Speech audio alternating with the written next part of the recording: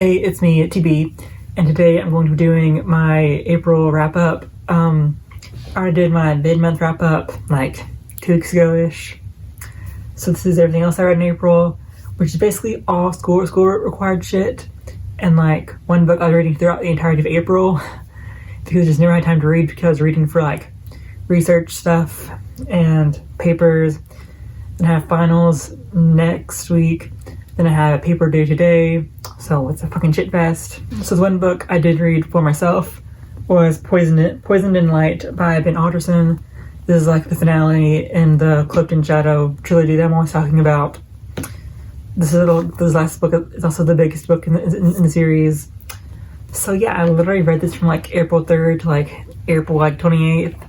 So yeah, it took me a long ass time. It's not that it's bad or anything. I never had time to read because I was just like spending the entire like day reading, and I was like, I don't want to read anymore. I already had to read for like class readings or like reading journals for papers, so I was like, no thanks, I don't want to read more right now. As for how it stands, it's like a sequel and like a conclusion to a series.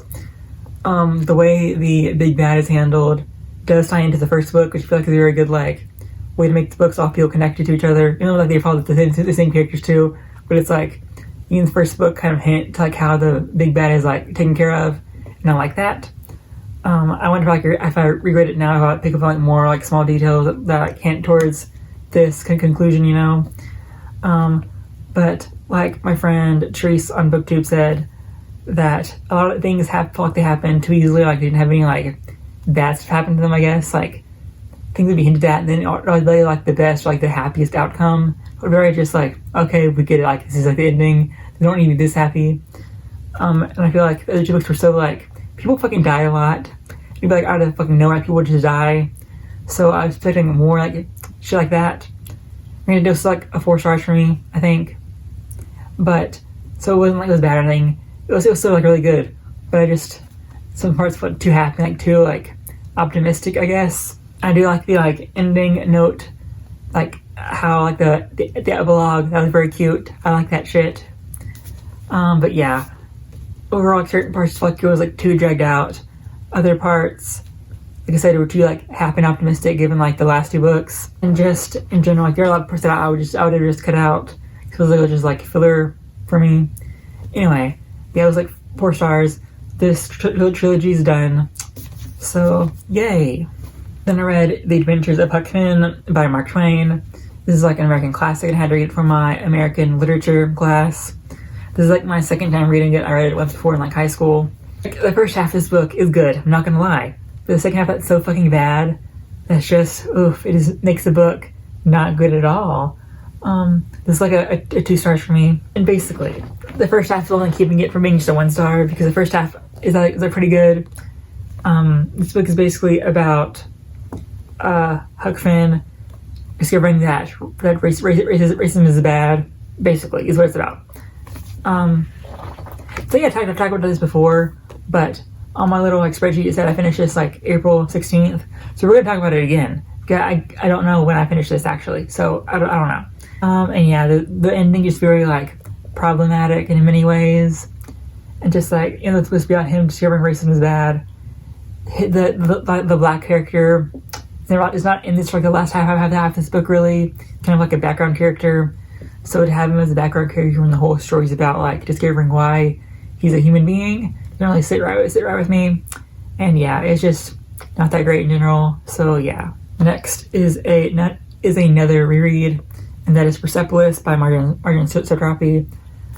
It's basically a graphic memoir about her life living in Iran during the Iranian Revolution. And it's just like a story about like her experiences as like a child and like her growing up and like what it felt like to be growing up like adjacent to and during the Iranian Revolution and all that stuff.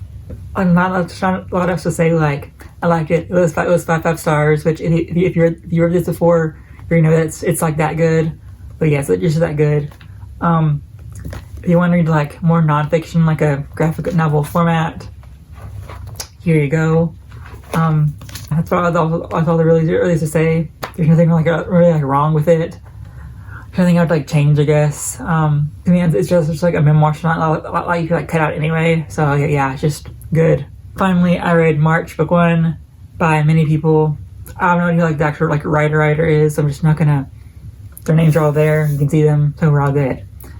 It's basically about John Lewis's life during the civil rights movement. He's a senator, congressman. They might be the same thing. I have no idea. Fuck me, dude. I have no idea.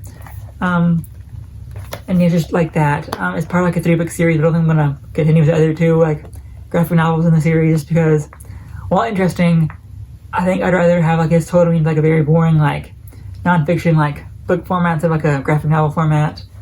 I just felt that I wasn't that like the art style was fun. I just didn't like getting information in this format, I guess. Like, it was still 4 stars, so it's good if you want to like know more about the civil rights movement in like a graphic novel format.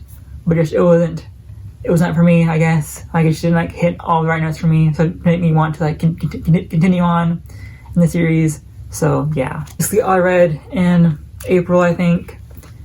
I'm pretty sure anyway. Everything else I read was just a like research journal, like for research, or like just for papers or school reading or whatever, so I'm not really counting it. So yeah, here we go. And thank you for watching. If you like this video, subscribe, like, share, all that shit.